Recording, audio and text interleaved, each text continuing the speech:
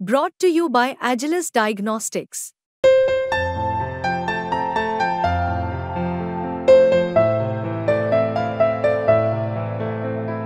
Agilus Diagnostics. देखिए, मैं ये कह रहा हूं कि कल ये मामला देश के मुख्य न्यायाधीश की पीठ के सामने आ रहा है और अगर ये डीडीए के वाइस चेयरमैन का हलफनामा हमारे मुख्य न्यायाधीश 10 मिनट भी पढ़ लेंगे तो उनको अंदाजा हो जाएगा कि देश में क्या चल रहा है, दिल्ली की सरकार के साथ क्या किया जा रहा है और केंद्र के नुमाइंदे एलजी दिल्ली सरकार के अफसरों के साथ क्या कर रहे हैं। इस हलफनामे में पहली बार ऐसी डिटेल्स आई हैं कि आप चौंक जाएंगे। डीडीए ने मान लिया कि पेड़ कटे और गैर कानूनी ढंग से कटे और सैकड़ों पेड़ कटे, ये डीडीए ने खुद मान लिया। डीडीए ने मान लिया कि उनके पास कोई परमिशन नहीं थी, ना दिल्ली सरकार की तरफ से पेड़ काटने की परमिशन थी, ना सुप्रीम कोर्ट से पेड़ काटने की परमिशन थी।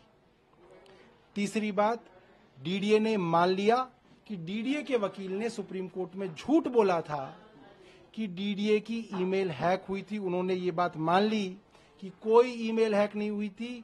उनके ही एग्जीक्यूटिव इंजीनियर ने ईमेल डाल के 2 बार कॉन्ट्रैक्टर को कहा कि एलजी यहां पे आए थे और निर्देश दिए गए हैं कि पेड़ों को काट दिया जाए। उनकी ही ईमेल में लिखा हुआ है कि फॉरेस्ट डिपार्टमेंट के फॉरेस्ट रेंजर आए थे, उन्होंने पेड़ काटने से रोक दिया क्योंकि परमिशन नहीं थी, बट बाकी बाद में उन्होंने मौखिक तौर पे उनको अलाउ कर दिया।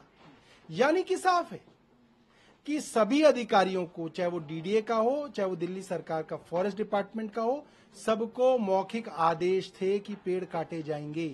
10 दिन तक सैकड़ों पेड़ कटते गए। वहां कोई पुलिस का कांस्टेबल नहीं गया, कोई बीट वाला नहीं गया, कोई फॉरेस्ट रेंजर नहीं गया, कोई डीडीए का बड़ा अधिकारी नहीं गया, बस पेड़ कटते चले गए राजधानी में। क्या ये संभव है? ये सिर्फ और सिर्फ ये एफिडेविट एक झूठ का पुलिंदा है।